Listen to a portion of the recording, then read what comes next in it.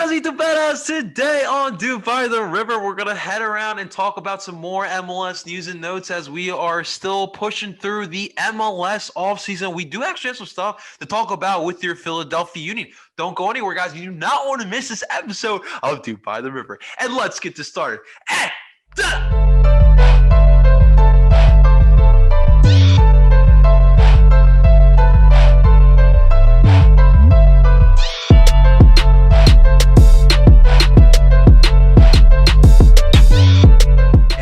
That is right. Welcome everyone to DOOP By The River, the show where we follow everything Philadelphia Union, brought to you by Philly Sports Network. And before we move forward, ladies and gentlemen, just a quick reminder that DOOP By The River is part of the PSN Radio. Make sure you subscribe to PSN Radio. All of your Philly Sports Network podcasts are on there. Make sure to subscribe wherever you do listen to podcasts. We would truly appreciate it. And stay up to date with your favorite Philadelphia Union podcast. Of course, if you want to check out our handsome faces, they are on El Parcero Philly's YouTube channel. You can watch the video portion of the podcast on there. Make sure to like and subscribe to that channel as well. And let me introduce my panel of Duperos here today. First up, we got my man, Mr. Justin Freiberg. Justin, what's going on, baby? How you feeling? Honestly, can't complain. There was some decent soccer over the weekend. Okay. We got some Union players doing well overseas. Ooh. We got U.S. women's team. Unfortunately, Johnny, sorry, roughing up. Oh man, you had to go there. The women's national team 4-0. Hey, inaugurations tomorrow. So yes, sir. I'd say a pretty good week so far. Oh, 100%, man. You can't. And I will definitely be having a glass of champagne tomorrow night. It'll be a big day for the United States of America. And of Johnny, course, I believe you misspoke. You meant like tequila or rum or like Everclear, right? something like really strong, Well, I would love to, but unfortunately, the way Philly sports work, I have to wake up on Thursday. I would love to do that. That is true. So we'll stick to the champagne. We'll find a nice sparkling white American wine. So we'll figure it out. We'll find it out there. And I'm so happy we got my other guy here. You guys know my love for Mr. Tim Lovinguth. What's going on, Tim? How you feeling tonight? I'm good. Missed you guys last week. We missed you too, man. I'm happy to be here, and yeah, I'm excited for all the things that are happening. And we get to talk about the Union, we get to talk about MLS, we get to talk about the soccer in general, all around the world. We got even maybe a new segment to talk about. You guys are dropping good hits. I can't Yeah. wait. I can't wait. And just like Tim's shirt says, good things happen in Philadelphia, ladies and gentlemen. That is correct. All right, guys, let's dive right into it here today. So today what we're going to do, again, like I said, not much going on in the Union off season, but we do have some stuff to talk about. We'll head there near the end. But I want to start off today with Mls News and Notes. And to start off, we're going to go back to South Beach, or should I say Fort Lauderdale, right? With Inter Miami, David Beckham FC. They made some big headline news. We we were talking about this a little bit last time when Diego Alonso got sacked by Inter Miami. And the rumor, it really wasn't a rumor. It was really well known that Beckham wanted to get his boy Neville back down in Miami, Phil Neville there. And not only did they hire Phil Neville as their manager, they also have hired Chris Henderson from the Seattle Sounders and actually a Miami Fusion player. So shouts out to any Miami Fusion fans out there. You guys are OGs. But I guess we'll start off today with Tim here. Tim, what's your thoughts here on Neville and Henderson? Is this the answer for Miami you've been looking for? If it's not the answer, it's what David Beckham wants. That's really the whole thing I get from this. People ask questions did especially with the coach, was there an actual hiring process? Were there other people interviewed for the job, or was it just David Beckham's former teammate coming over and coaching his team? That's really what I take from it. Honestly. Him as a coach, the last time we saw him coach was with the England's women's national team, and his record as of late was not very good. He inherited a team that was third in the world, and they dropped to sixth under his watch. So, wow. like, is he really going to be that good for Miami? I mean, we'll get to see that, but I don't know. It just seems a little weird to me, this whole process. Now, I don't know too much about their new executive they brought in, other than that he was, an MLS player, and he worked with Seattle. So obviously there's some good things there for them. Maybe they'll be able to really go out and spend the money that they want to spend, because I think that's sort of the club that they want to be. So they want to be those big spenders, sort of that Atlanta model of spending to win in their second year. So we'll see what happens with Miami. But those are really my only thoughts on it right now. Yeah, I agree with you. I mean, Chris obviously has a good track record. I mean, Seattle is a golden standard right now in MLS when it comes to team building. So I guess the hope is with the budget that Miami has, Chris can put together some good players. But I mean, Tim, for me, like, they had a good athletic director already. Like, I thought that McDonough was solid. He did a solid job with Atlanta, right? And it was tough in Miami in year one. We were dealing with COVID, and I mean, to be honest with you, the team didn't make sense completely. But the thing is that Beckham wanted Higuain. Beckham wanted Matuidi. Like, these are players that Beckham pulled for. So to me, I feel like Beckham needs to step back a little bit, allow Chris Henderson to do his thing.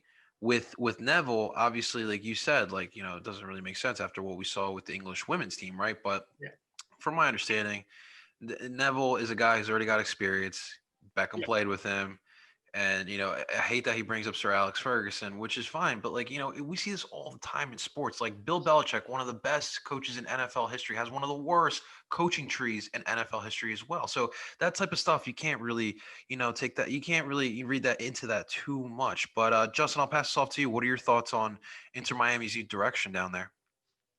I mean, we talked about it last week with the firing of Diego Alonso, basically for the second time in a month. I mean, he had left the meeting around Christmas with the assumption that he had lost his job.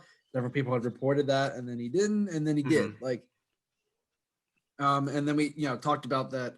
As soon as it happened, Phil Neville was like an immediate name that came up because it was obvious. It was kind of an obvious, and there have been rumors of him leaving even before the Olympics, for the England's women's team. And I said it then, and Tim said it best. He's just not that good of a coach. Like, his record with England, with the talent they had, they really should have at least won something. Yeah. Right. Even, I mean, they pushed the U.S. with the women's team pretty hard. I mean, that game was crazy tight. There were a few offside calls that were really close. Like, there was a lot. It was a heavily contested game, and they have a good team. And then there were a lot of reports about, at least I had heard from, like, the players didn't necessarily love him. Yeah. And there was a lot of, like, I don't know if it was condescension, but, like, that whole, I'm a Man U fan, that whole class of 92 vibe, like, the Neville brothers, Scholesy, Beckham, Nicky Butt. Like, there's all those guys that came up in that thing, and that's Beckham's boys. And I just hope that, like, Miami, if soccer in Miami goes really well, with the insanely large Hispanic population you have down there, it could be a huge economic boom for that area. Exactly, yeah. And yet I really hope David Beckham doesn't become the Jerry Jones of MLS. I hope he doesn't stick his pretty face where it shouldn't be, force moves and move people in and out and essentially become it's David Beckham's house. And it's like, well, like, you had a pretty good coach in Diego Alonso. You really, like, you would have thought, given COVID and the fact that you really weren't expected to make the playoffs, even when you signed, like, mid-season, you signed Matuidi and Higuain, you made the playoffs, and you got embarrassed by Nashville. But I feel like you should have given Diego Alonso at least another season. Right. So I don't know. I don't know how I feel about it, because I don't necessarily think I mean, Villanova stops. He really hasn't been all that successful. Mm-hmm. So there's not a great track record, but I'm curious to what he can do, but I'm not exactly holding my breath for anything positive. No, I completely agree with you. And with Beckham down in Miami, and this is what I always say. This is for every sport too. Like, look, just because you were a fantastic player, and David Beckham was a fantastic player at every level he played at, you hire people for a reason. You hire an athletic director for a reason. You hire a manager for a reason. You let those people do their jobs and you trust them. That's how championship teams work. So allow Henderson to pick these players and we're all clearly not, we're not sold on Neville churning around Miami. But this is the guy you trusted, so allow him to do his job. You wanted Higuain, you wanted Matuidi, you saw what happened. It just was a clash. It just was a weird looking team, and it was a clash. We'll see if Neville can get the best out of these guys together. But I mean, I'm not holding my breath. And Justice brought up a good point. Miami is a weird sports market. When teams win, people come out. You've seen it with the Heat. You've seen it with the Marlins, the Dolphins. Not so much for the Panthers. And Inter Miami. This is a sport that attracts a lot of the demographic down in Miami. So you just got to build a championship team. But Beckham has to realize that now he's even playing field right now. He's not playing anymore. He's an owner / front office guy. He's on the same par with all these. He's on the same par as Jay Sugarman, quite frankly. I was gonna say, yeah, he doesn't. They don't have the. Well, they might have some better financial resources. They're not the. They don't have. They're not the Glazers. They don't have this. War chest. Right. That even like Man U back in Beckham's day could work with. Like they've got a limited funds. They're trying to establish a USL team. Right. They're trying to. I know that the stadium they're currently in, I don't believe is their final place. Like I know they kind of did some stuff over, but I don't necessarily believe that's where because I think they want to try to get back actually towards Miami. I mean they should be inner Fort Lauderdale, but that doesn't sound nearly as sexy. I mean, take it for us Unit fans. It's tough playing outside of your major city. It is tough to sell. Yeah, wait a minute. Where are the people giving them crap? Right? I don't hear anyone saying, but other than us going, well, Inter Miami plays in Fort Lauderdale. Like, wait a minute, you gave us shit because we're like, Chester is what Well, I think Orlando City does give them crap. Oh yeah. From my understanding, Orlando City does give them crap. The thing is that like I said, with the demographic down in Miami, a lot of people understand the sport of soccer. Whereas in a city like Philadelphia or a city like Chicago, or even New England, where they don't have a lot of soccer fans compared to a city like Miami. That's why we get crapped on the way we do. But no, we will see. It should be really interesting. But I think we can all agree that we are not sold on Inter Miami, and we're okay with that. Well, with that lawsuit, they may not even be Inter Miami. Oh, no, right? How that lawsuit's going. Miami Club de Foot, that's what the rebrand are now, right? No, it'd be since you want to attract to the area, to the demographic, would it be? It'd be Miami Club de Football. Yeah. That's gonna be tough. That'll be tough. All right, let's move forward, guys. Let's move up north a little bit to Washington, D.C. with D.C. United. They have made some changes that really has been catching my eye. And then as a Philadelphia Union fan, I like the progress that they made this offseason. First off, they have hired a new chief of business. Danita Johnson is now the new chief of business. She becomes the first woman of color as a president in the MLS. They also found they finally found the replacement for Ben Olsen. They have and signed. It wasn't Chris Armas. I thought it was gonna be Jaime Moreno, but so they have hired 38-year-old Argentine manager Hernan Losada. He's coming from Belgium, from Beer FC. I'm just kidding. It's called Beer Shot. Yeah, from Beer Shot. Shot of beer, baby. Shot of Beer FC. That sounds like a good club. I think I want their kit now. Icarus, you got that too? So two big moves. Obviously, these are groundbreaking, changing moves in my opinion. Obviously, Danita Johnson being the first woman of color. But it's not like it's not like a corporation trying to make a big move like when Amazon puts Black Lives Matter all over. This is a move. A smart move because she has experience. She's worked in the WNBA for a big team like the LA Sparks. I don't know much about the WNBA because we don't have a team here in Philly, but I do know that the LA Sparks are a pretty big deal in the WNBA. So she has that background. Now she comes here to DC. We obviously know that they need a refresh. It's kind of dull and stale. They were moving in the right direction with Rooney and Audi Field, but now it's like I think Audi Field is more known as a DC Destroyers Stadium than it is DC United Stadium, if I'm being honest with you guys. And then with Hernan also Lozada, known as the Union Stadium, but Union Stadium South. And then with Hernan Lozada, look, I don't know much about him. Clear he wants to attack with playing attack style of football or soccer, I should say. He's a young mind. You're seeing the trend more in sports. Everyone's looking for that young, fresh mind as sports evolve, especially in soccer, especially in American soccer. So, it's a refreshing stuff. If you're a DC United fan, you have to feel good after what the last 2 decades have given you. So, Justin, I'll let you start off here. What do you think of these moves here? Now, don't be a biased Union fan. Now, what are your thoughts here on DC's moves? I'll say for the Danita Johnson move, from what I've heard, like I said, I don't know much about either hire, but from what I had looked into, she was pretty well respected in the WNBA. Someone who definitely helped make that team even bigger the LA Sparks in the WNBA are like basically the biggest brand that they have. Because they have the LA Lakers colors. It's a pretty big brand for that league, and they definitely push hard on that. Like that, and like the Mystics, like they definitely push hard on those brands.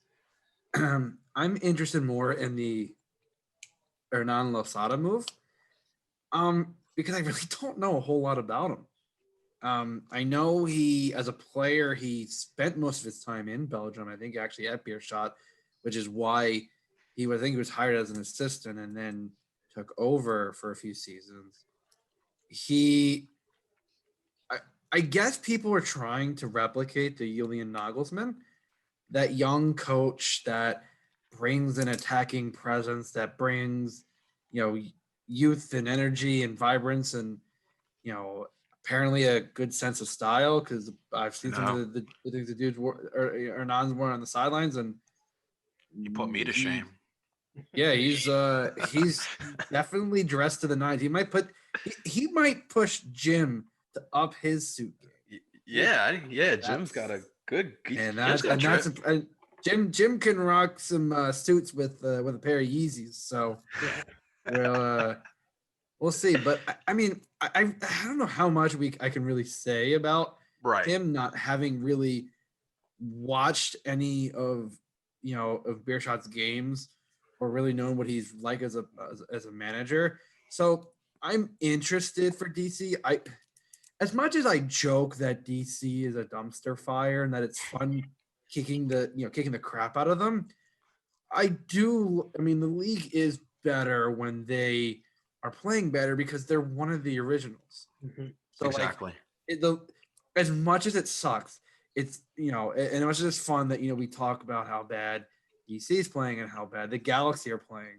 Well, when originals play better, the league itself gets lifted up. So I'd like to see them do better, but I think that also requires that they might have to spend some money because with the talent on the field, like their midfield is solid, but their defense is still a big question. I'm sorry, I think both they have a number 9 either. Goalie. Number 9, you got Kamara, but is he scaring you? No, because he's one of those guys that he is insanely streaky. Like when he did decently in Columbus, then got traded to LA, didn't really do a ton in LA, goes overseas, doesn't do much there, then comes back And like he's one of those back shoulder guys that, you know, occasionally, like I said, he can get on a streak, but not very consistent. So I mean, I think there's a lot more questions. I mean, a coach is not going to fix them overnight. Right. Now, may make them a little bit better, yes, but I still think. I mean, they gave Ben Olsen like 10 years. If they don't give him at least a couple seasons to help turn this team around, I don't know. But I'm interested to see, but I don't think it's going to be an overnight thing, really. That's so funny. Like, usually when you think of, like, you know, organizations who have coaches with longevity, you know, you think of the Steelers, you think like there's a good organization, but DC, I mean, honestly, to this day, like to me, other than like the 90s, early 2000s, the definition of mediocre, in my honest opinion. Like, that's what they've been for a decade and a half now. It'll be interesting to see. They do have some young talent, like you did say. We'll see how he is able to mesh everyone together, really. But like you said, at the end of the day, when it comes to Philly sports and DC sports, you know who reigns supreme. You already know. Tim, what's your thoughts, man? You liking what DC's doing? You worried over there? Yeah, I think DC is trying to get back to, like you were saying, they have sort of been mediocre for the last, decade, but they were the gold standard at the beginning of MLS. So they're trying to get to that. And I think they're trying to do it through this new school way of doing things. Right. You know, bringing in Danita Johnson really is going to, you know, she's going to have the task of building a club's kind of identity moving forward, because DC have now been known as not that great. You know, they had some playoff years. They brought in a superstar, which gives them, you know, some more recognizable people there for at least a little bit in Wayne Rooney, but doesn't last, obviously. And then, new coach. He's interesting, like you guys are saying, kind of not really known very well. And I think he was quoted recently saying he would rather lose a game 5-4 than 1-0, or he'd rather win a game 5-4 than 1-0. Either way. Oh, so it's the Marcelo Bielsa style of like he'll get plaudits for getting his butt kicked, but not actually, you know, winning, losing a close, you know, like, in his weird 1-2-3-4-5 lineup. Yes, he wants to score. He wants to, you know, he doesn't care too much for defense. He wants it to be entertaining. Oh, so then DC will be a great team for to pick. Maybe, Well, I mean, we're gonna have to see what they do here, but they're trying to reinvent themselves with these unproven people leading the team. And I think that's sort of the new school way of in general, of finding that, you know, that fresh mind, younger hot coach who, you know, has these different ways of playing. And DC need a little bit of that, like you guys are saying. They don't have the best roster right now, but if they can create that culture and find ways to buy players, to bring people into DC, because they used to be this juggernaut. You know, they used to have Wayne Rooney, so now we're seeing people linked to them because of that and things. And now they're the Iron Giant. Yeah, you know, rusted over. Might need some oil. You know, a little TLC, but but still, this is what they're trying to do. That's my thoughts on it. I don't know if it's gonna do anything in 2021. We'll have to wait and see. Sort of like Miami, you know, it's a weird place to be, because DC's, you know, been in the league since its inception, and Miami hasn't. Obviously, they just came in last year, but they're kind of on the same playing field right now. And I just gotta say, as someone who wants the Union to do well, I'm kind of happy about that. That's so true. So true. Speaking of players that DC being linked to big European players, Mesut Ozil and his new logo. Well, first off, I'm assuming a done deal, right, with Fenerbahce. He confirmed it. His new logo, his new like brand logo. What on earth was that? I want to give a quick shout out to Between Clean Sheets, the best DC United content creator by far. She compared it to the Michigan logo, and I thought that was 100% accurate. I was like, what is this? Michigan football? Like, it was. I don't know. It's something with like abstract logos is what soccer players seem to be going for, and I don't get it, but It's interesting. I mean, these players now, and it's in every sport, they're trying to capitalize on their market. You know, a lot of these players are profitable, and Messi's Soccer just unreal. especially is Oh a yeah, is a is a sport worldwide. where like soccer players are brands more than they Yeah. are players. Yeah, I mean, you had Union fans crying because we were going to get Mesut Ozil, so that's how big he is. Yeah. All right, let's move on to another rival here. Are they though? Hey, I mean, then they don't consider themselves our rivals, so let's face it, they are now our little brothers. The energy drink team from North Jersey, as we all know, the New York Red Bulls made some moves. A lot of rumors, a lot of speculation what they would do with that back line, Aaron Long and Tim Parker. What they have announced that they have traded Tim Parker away, and have received someone that we know well from the MLS's back tournament, and Andres Reyes. Tim, I'll let you start off with this one, man. Yeah. What are your thoughts with our rival here? Yeah, it was kind of interesting. They announced the Reyes move earlier. So they announced that, I believe, earlier today. And then when you look at that, you're like, oh, okay, like they just bought a young center back who did okay in Miami, and now he has a permanent spot in MLS moving forward. But then you look at the roster and you're like, well, now they have 5 center backs on their roster. That's weird. And then you get the news later in the day that they traded Tim Parker away over to Houston. So that's where he'll be this year. Yeah, I mean, they wanted to change in the back line. To be honest, I don't really think it's much of a difference right now. I mean, they got a little bit younger, maybe more athletic. Reyes was, a handful, especially when we saw him in MLS's back tournament, and just throughout the MLS season as well. He has some flair about him too, so that'll be, I think, good for them. Red Bull always like a player with flair, even in the back line. So, yeah, it'll be a change. I don't know if it's really too much of a change there, but Right. they just wanted to make that difference. So that's what it is right now. So here's the thing. With Andres Reyes, this guy is. So let me give you a little background about him. So Andres Reyes is from Puerto Tejada, Colombia. Mhm. Now, look, I have family members in Puerto Tejada. He is a feisty SOB, that Andres Reyes. And look, as much as I hate to say it, I love this move for the Okay. Red Bulls. Reyes can come in and kind of change the mindset, I think. And if he's willing to mature, because that was an issue, I feel like, with him in Inter Miami. He's a little bit of a knucklehead. We all remember the Miami and Union game in Orlando. Well, who knows what happens with Aaron Long? I know we speculated on that as well.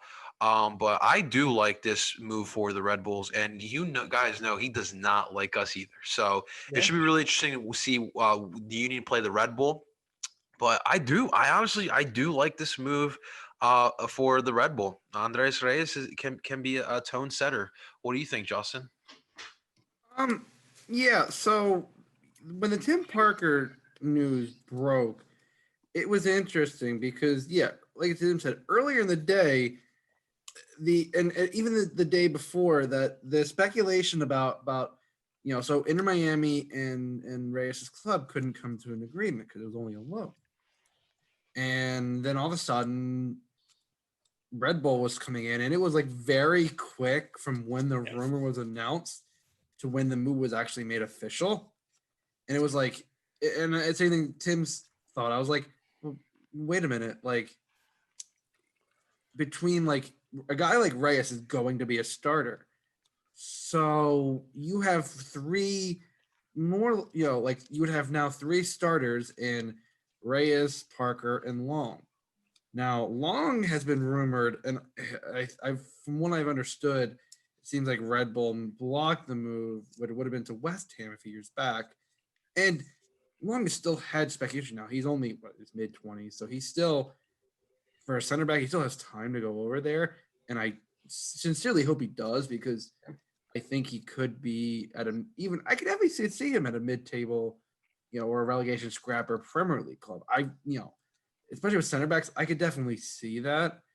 And then when the Tim Parker move got announced for around $450,000 in allocation money, I thought it was a win for both teams because Tim Parker's not a bad center back. He is a scrappy SOB. Yeah. I mean, he's a feisty gingy bastard. He gets in there. I like to call it sometimes Tim's gingy cousin. Yeah. And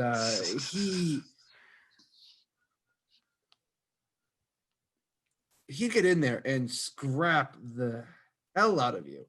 I mean, it was one of those like, he does the little things as a center back, like when the ones that like you just get under your skin, like they'll do a little tug at the jersey, they'll do a little, they'll get a little elbow, like the low elbow. Trust me, I played striker for years doing travel soccer.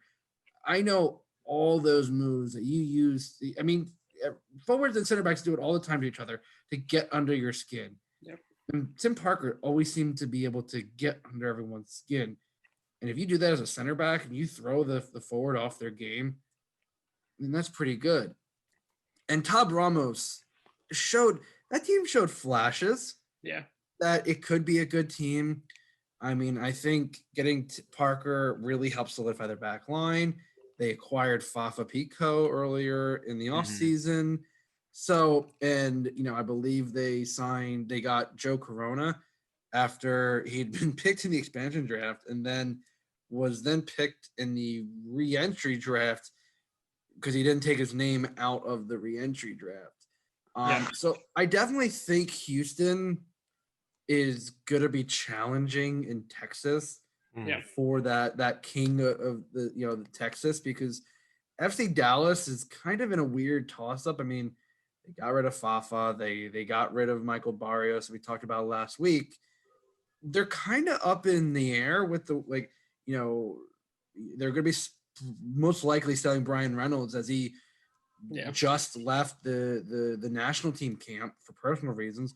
So that has to mean that he's, finalizing the move. Tanner Tessman is, reportedly training with Bayern, so that could potentially get some European interest. Like, they have so many players that they're kind of. I mean, don't get me wrong. I think Lucian Gonzalez is a great coach, and I think Dallas does a great job of finding these diamonds in the rough and getting a decent team, but they always stop a little short. And I wonder this year Houston's been making some moves. So I'm curious if that helps, that propel them over Dallas in Texas and also get a better foothold in the Western Conference, which is definitely up for grabs. I mean, it was definitely wide open this year, more than I've ever seen it in past years. I agree, man. I 100% agree. We'll see what the Red Bull look like this season, but I'm going to enjoy beating up on the Red Bull as per usual. All right, let's move on, guys, to our team finally. Jeez, not enough with our rivals. First off, I wanted to talk about the Union trading and homegrown. They seem to be doing this a lot lately. They have traded Khalil El Medkar. He is, from my understanding, a winger, and we have traded him to FC Dallas, which makes sense, for $50,000. Is this in GAM, guys? Yep. Do we got TAM, whatever money? Yeah, welcome to the MLS, guys. Whatever money, whatever acronym you got, they've probably traded for it. Yeah. Right. Also, with our homegrowns, it's been rumored. There's no official word, but apparently, Cherry Hill's own. Shouts out to my fellow Cherry Hillians out there. Is being rumored to be traded to LAFC. Again, no official word, but listen, as someone who grew up in Cherry Hill myself, 15 years strong. Or no, sorry, what was it? No, yeah, 15 years, past 18.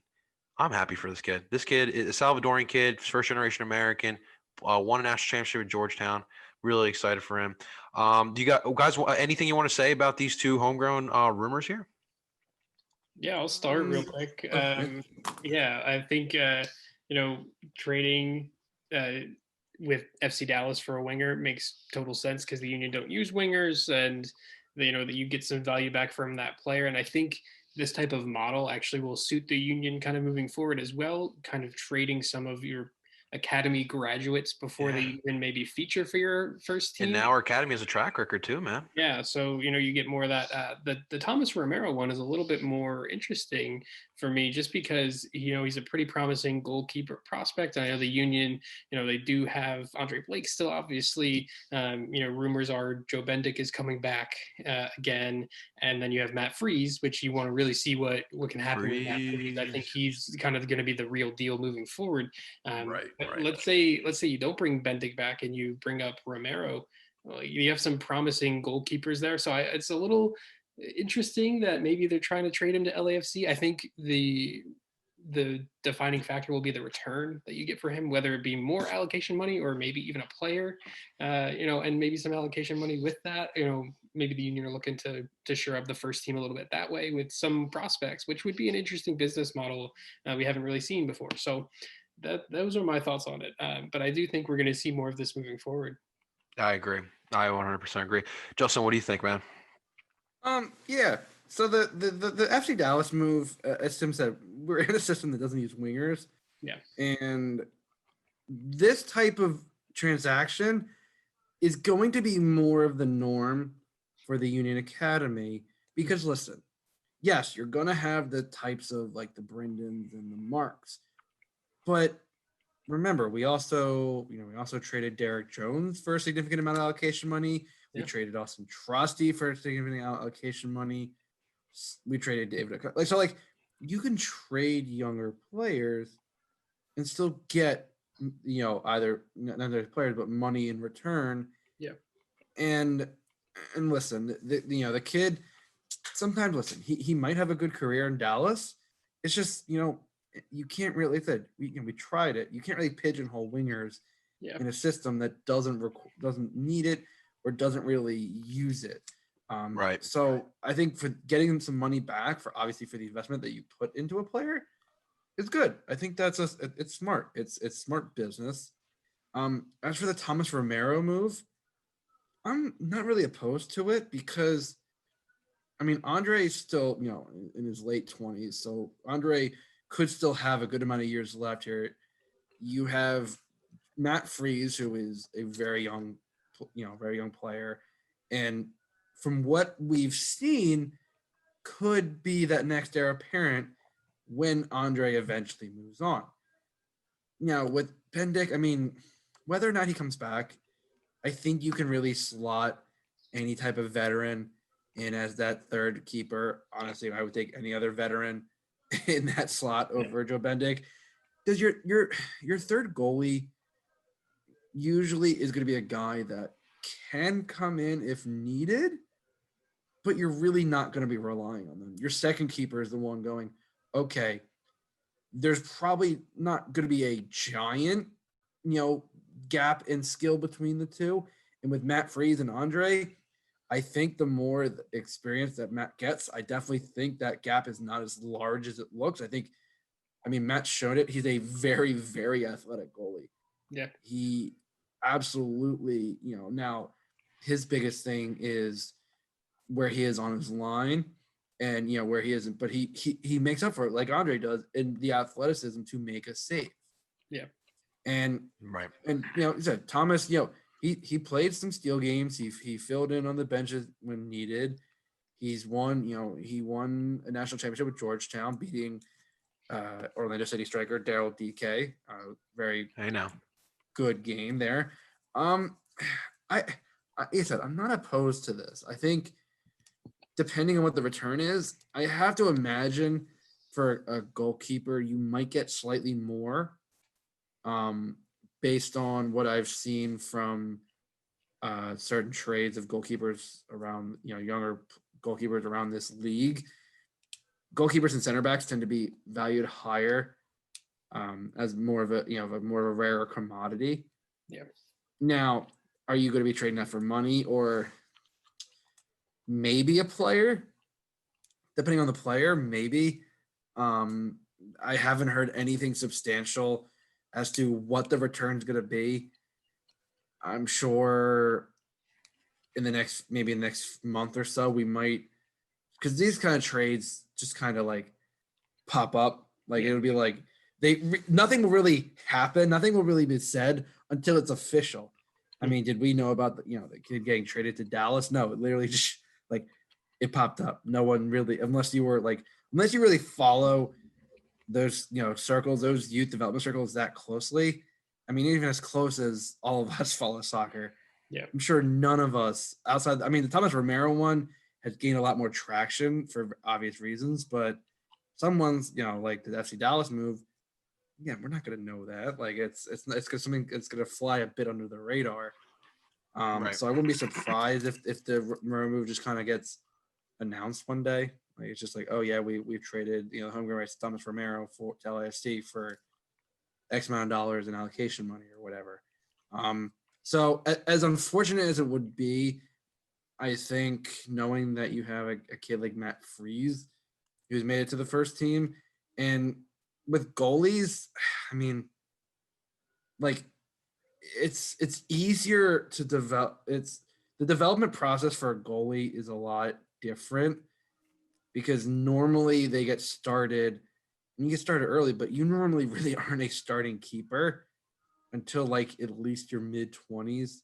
Right. And then you start to really get a run of form, and goalies can play later typically because you can usually have a longer career. It's like that in center backs, or where they might develop later, but they could, get a longer career. So I'm curious because it's certain that the move will pan out. Mm-hmm. But it's a question of what your return is. Yeah, I'm all on board with being able to trade away some of these kids that more than likely we might not see play, and like what you guys said, I'm 100% on board with Matt Freese taking over for Andre Blake when that day comes. But yeah, not bad for a small town called Cherry Hill, producing Thomas Romero and El Parcero Philly. Not bad, Cherry Hill. Not bad. You're doing all right. You're doing all right over there. Well, speaking of trading away assets for the Philadelphia Union. Shouts out to Ernst Tanner for destroying the MLS Super Draft. I think we can give him credit for that, and he continues doing so as he trades away more draft picks to Nashville SC. So I'll allow Tim here to take this one away to start off here. But Tim, give us the details of this trade here, and we'll go with your thoughts as well. Sure. So yeah, I mean, this is just what the union do now. Ernst Tanner even said in the press release when this was announced that the union's philosophy is to continue putting their assets into the academy and raising players up through that.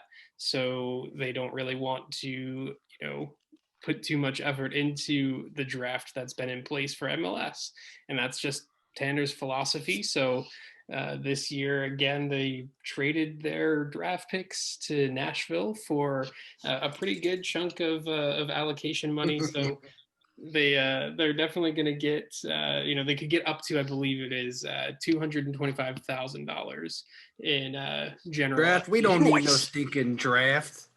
Yeah, don't need a draft. No, but Tanner has been super stern about this for ever since he came into the league. He obviously doesn't like an MLS draft like this. He wants teams to really focus on developing their own players. He even said to we just saw 2 homegrowns go off to Europe. That's our model. We're still going to have 10 local kids on the team this coming year in 2021. So that's what he's going to do. He's going to he's always going to try to find someone who will want the extra draft picks. He'll try to get the best deal for him. He'll bring in that money, and then they'll probably invest that in some little bit in the first team here. We'll have to see what happens with that general allocation money because we don't know where it goes. So yeah. And it's funny because the thing is, trying to explain to a European soccer person, not just a fan, but a person, like drafts, like, because draft is just something we do in America. Honestly, look, I'm going to be a little controversial here, but you guys know I really don't care. I would love if all sports in America got away with drafts. I'll be 110% honest. And I know the college football faithful would not like that, but imagine like the Eagles being compiled of talent in the Delaware Valley. Like, I would get so much more behind that. And the thing is that the youth academy system works. These kids from the moment they come out the womb. So like I always use Tim's club in England, Liverpool, for example. A kid gets born in Liverpool. Right off the bat, he's engulfed in this Liverpool culture, and that kid probably wants to play for Liverpool one day. And that I love that the ability that a youth academy creates with that. You create players that want to play the damn sport. Obviously, this is a business. Money doesn't come involved, but I love Ernst Tanner picking apart this super draft, and more teams are I think more teams are starting to notice this. Obviously, you have the expansion teams are different. The expansion teams are trying to find as many players as possible. The Union had been around for 11 years now. We're going on 12 years. It's been proven that this area, for whatever reason, can produce good soccer players. It's facts, and we're seeing it. But I love it. I absolutely love it. Justin, what do you think, man? I mean, I understand Ernst's his method for not wanting to, take these draft picks ahead of players that have developed at the academy. And it's not the Union's path. I mean, yeah, you have a guy, Jack Elliott, who was a 4th-round pick, and he's one of your best center backs. I don't necessarily agree that the draft should be done away with. I think for a good amount of players who might want the college experience and might still want to play, college is a good route for them. Yeah. And it has been shown to, yield some good results for some players. I think that there's always going to be players that slip through the cracks when it comes to youth development and the academy. So I think the draft is one of the best ways, outside of these kids going overseas, to potentially, to get some exposure and then move overseas. So, I mean, I definitely understand why Ernst did it. It makes total sense. I mean, he's been on record as saying he doesn't necessarily value the draft, that he understands it for most teams, but for the Union, like we have a clear idea of what we want to do through the youth academy. We don't need the picks. So for us, it makes sense, and I really can't complain about it. Hey, absolutely. Listen, we're gonna continue building kids in this area, and we're gonna win championships, and we're gonna sell them off. Like my man Adam Booth says, IX of America. Yes, sir. Yes, ma'am. I love it. I love it. All right. Well, next up, guys, I'm excited for this because we are starting a brand new segment, ladies and gentlemen. That is right. Ooh, excuse me. I got a little too excited. So today, our new segment we're going to start. We figured since Brendon and Mark are over in Europe, and we all want to know what the heck they are doing, and we expect more Union players to follow suit in the future, we decided to create a new segment, and we're calling it DOOP Across the Pond, where we look at the Union players who are playing overseas and figuring out how they are doing. And today, to start off the new segment of DOOP Across the Pond, we're going to look at Brendon Aaronson. He has been hyped up really nicely. I want to first state, I know we all have our differences with the Red Bull soccer system. We don't like it. We don't agree with it. However, I will say, shouts out to Red Bull Salzburg. I think they have done a fantastic job of not only highlighting Brendon Aaronson, but allowing us, not only the Philadelphia Union fans, but the U.S. fans to be able to still connect and be able to still just be in the loop of what's going on with Brendon Aaronson. And I think they did a really good job with the interviews that they've done with him, and of course allowing us to watch his first game with Red Bull Salzburg. Now it's really interesting because they had 2 games played on Saturday. They had a few games, yeah. Which obviously I was just a little confused about. But just they friendlies. It's a bit of a break. So they're not in the season yet. Well, no, they had games, but like Germany and Austria both kind of take usually a few weeks, like maybe like 3 weeks. Yeah, like a winter break, like 2 or 3 weeks to, some players just go on vacation, and then like occasionally from some friendlies with some of the younger players. It's pretty typical, at least in some leagues around the world. Okay. Well, he was part of the match against, I'm definitely butchering this name, but Stayer. Yeah, Stayer. That's what I'm going to go with. They won 6-0. Brendon got himself a nice little goal in the second half. It was a good first outing. You know, I mean, look, like you said, it was a friendly, but Brendon got out there. Brendon showed his stuff. Brendon got a goal. That's really what you want to take away from it. But guys, Brendon Aaronson, he's starting off on the right note. Justin, what do you think about Brendon so far at Salzburg? It's very clear that they are rolling out the red carpet for him. Yeah, I mean, it, when your coach shows up to pick you up at the airport, I'm sure because Brendon doesn't exactly speak any German or Austrian, so it might help to have someone who speaks English to come pick you up. And then of course there's that video of him, doing the promo stuff, training. It looks like he's settling in, and it also helps that Salzburg just sold Sebeschlei to Leipzig, so the spot opened right up. So I mean, at this point, and I took a look at some of the highlights, and I saw what we all saw, when when Brendon was here, and why he was worth $6 million and potentially up to $9 million is because the kid does not quit. Yeah, he has an insane work rate and an insane motor that, in a high pressing system that Red Bull loves to employ, it works perfectly. It makes perfect sense to be a launching pad. So I expect Brendon to hit the ground running, and I am very interested to see how he develops. And eventually, when he moves on from Salzburg, and it's not another Red Bull team, I will buy the next jersey. Unless, of course, he moves to like Liverpool or Chelsea or Arsenal, or Tottenham, anything. And I can't really be bothered to purchase those jerseys. But hey, fingers crossed, right? I know. Fingers crossed, man. Great first outing. Tim, Mark McKenzie starting tomorrow in the Genk derby. I don't even know if it's a real derby, but I would like to think so. But could he be starting?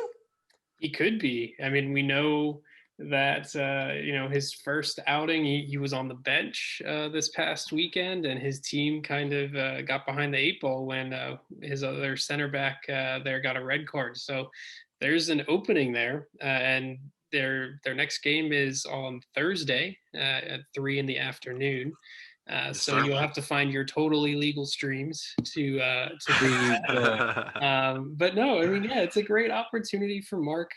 Right now, I believe they're in second place over there in the Belgian top league. They're a few points off of Club Brugge there for the top. So it's a good place for Mark to possibly come in, and we'll get to see what he does for his new club. But he looks really good.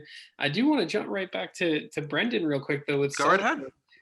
His goal is the highlight that kind of stuck out from that. But I think too, to Justin's point, Brendon's ability to run off the ball has gotten so much better, and we saw that in that game. In his goal, he ran into the box, into the pocket in between the defenders, and he kind of it was sneaky and was behind them. And then when the ball popped up to him in the box, he was able to collect it clean and then strike it. And that was sort of the criticism of his game a little bit, was the composure, from 6 yards out, and he got that goal.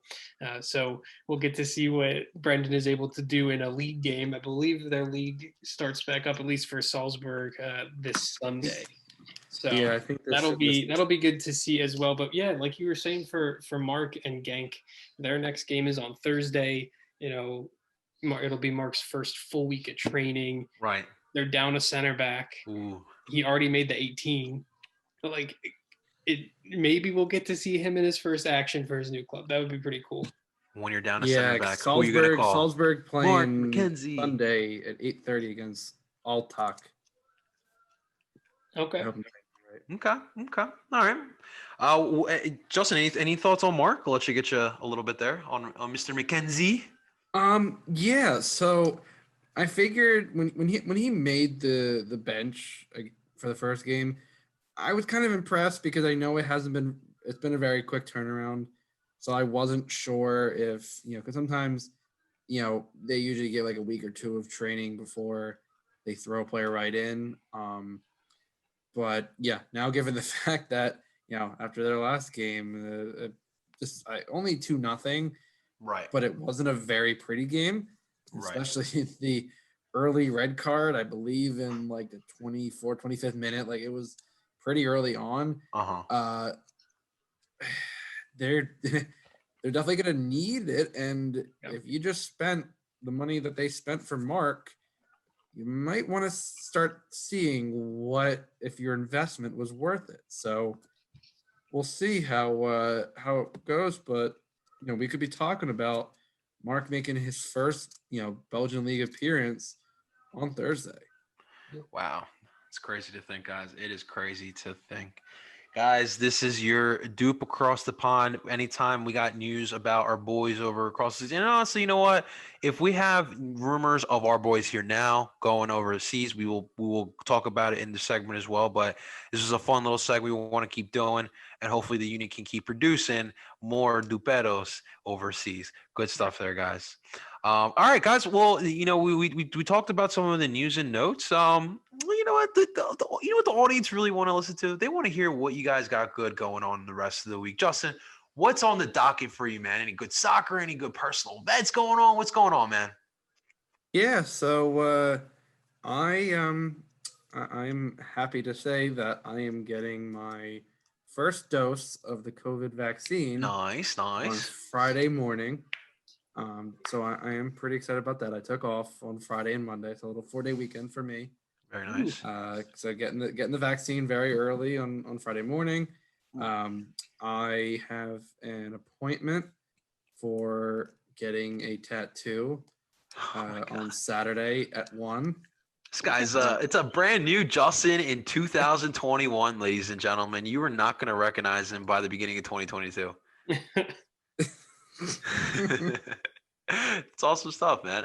Did you decide on the tattoo yet, or are you just gonna go ahead and trust the tattoo artist? So the artist is a friend of my girlfriend. Nice. And she's been apprenticing for a little under a year now. And I've taken a look at her work, and she actually does some pretty good work. And so we've been talking about it. It'll probably be on the chest. I'm thinking a heart, and then I'm trying to figure out like some basic stuff around that. Nice. But yeah, we'll see. Like I said, I've been talking with her about it, kind of just trying to bounce some ideas to what works. But yeah, no, I'm excited. 2021's coming. So right now it's coming up pretty positive for me. It's a year of Justin. Keep it going, man. Keep those positive vibes going. I don't want you to be too modest. You can tell the people. I did hear, guys, that he's thinking about the heart, but he's also thinking about like Fang, laying down, just staring at the heart. It's a great idea he's got going on, and I love that he's implementing the union with it. Maybe that'll be a follow-up appointment. I don't know. I don't know about that. It's a little much for the first. That's love. We saw the picture. You drew the picture before we recorded, so you can't go back on it now. That's awesome. That is awesome. Well, Fang, if you're listening, DOOP By The River loves you, man. We absolutely love you. And also here, one more point onto the vaccine. I'm hearing the first dose is fine. The second dose is where it's kind of a little bit hell. It's a little painful. But you should be fine after less than 12 hours, and you're it's back to normal. But definitely, I mean, I think everyone wants to be, immune to this COVID virus that we got going on. So definitely, guys, if you want some more information, I'm sure Justin would love to help you guys out. I think it's pretty easy out there. You just gotta sign your name up and just wait. It's a bit tough. Things have been slow progressing. If you are in New Jersey or PA, there should be the state sites to sign up. Because of Jersey, because of the change of regulations, I was in 1B for being between 60 and 65 and having a pre-existing condition. I would look on, if you go to virtual.org/vaccine, there is a vaccination site in the Morristown Mall. Wow. Okay. Cooper Health is doing appointments, I believe, at their Blackwood site. Okay. And in Spira, which is where I'm getting mine through, has sites in Vineland and Mullica Hill. Cool. So wherever you are, I would suggest looking at the state site, seeing if pharmacies or however you can get in the door. While at this point, all we can say is everyone needs to get vaccinated. Yes. And while some people might be concerned, and I've had people say to me being concerned that they feel they might be taking the vaccine from someone who deserves it more than them. And what I say to that is, yes, while that person might need the vaccine, the important thing is, if you get the vaccine, then you are helping that person, because then you are less likely leave it to them. So it's thinking, it's not necessarily being selfish. It's by getting yourself vaccinated, you are helping get closer to herd immunity.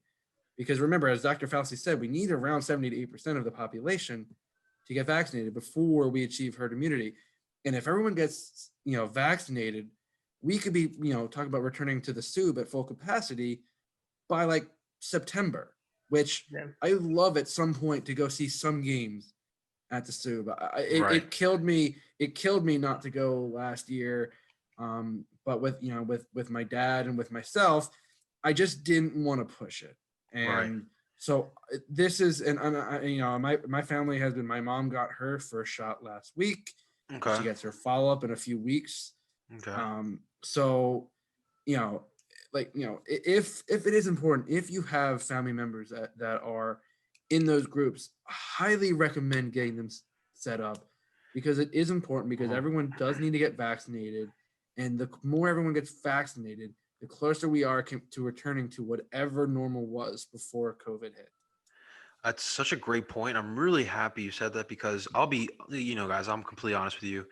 I was the type of person that I'm like, I'm just going to wait, because I'm the type of person, like, if we're like in a big family outing, we're having dinner, and it's like, it's not a plated dinner, you got to go up and get it. I'm always the last one. I want my people to go eat first. That's just how I am.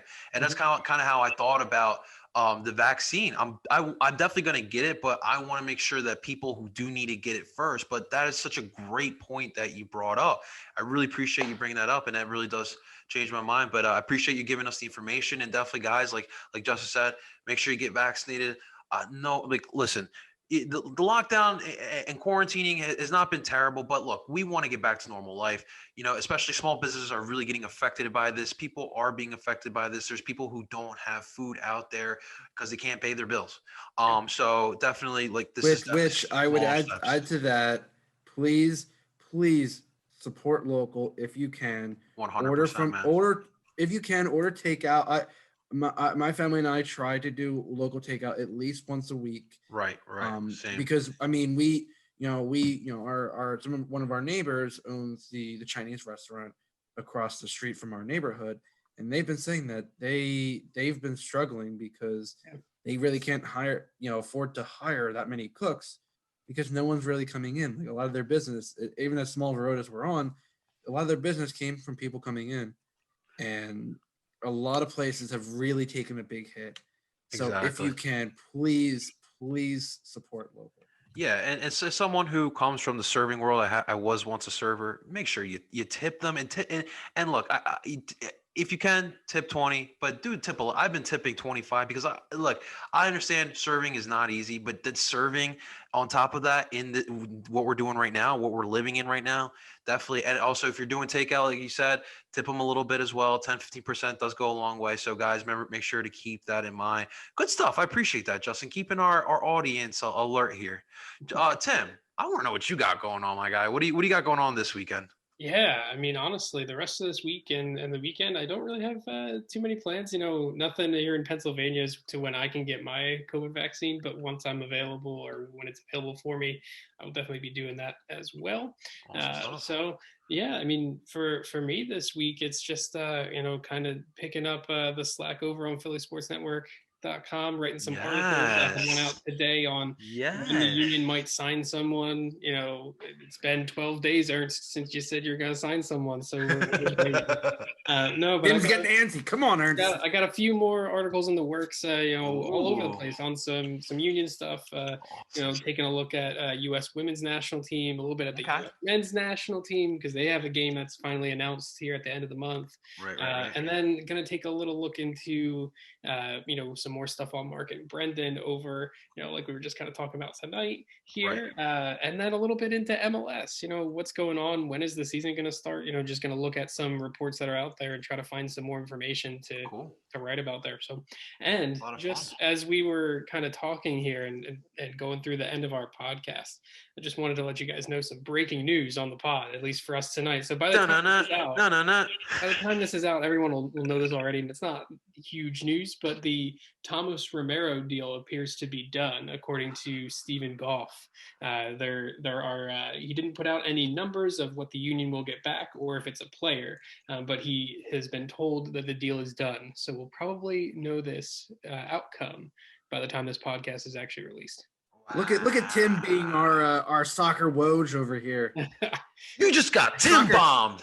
Our soccer Schefter. I guess so. It's not a Woj bomb. It's a Loven bomb. A Loven bomb. Okay. I like it. Awesome stuff. Thank you so much, and thank you for the breaking news. That was awesome. Look, guys, I'll keep it pretty brief. The rest of my week is pretty simple. Union fans, we all remember how our season ended. That dark, cold night, Subaru Park, first round of the MLS Cup playoffs, losing to the New England Revolution, a team that we beat. We haven't lost to 2017.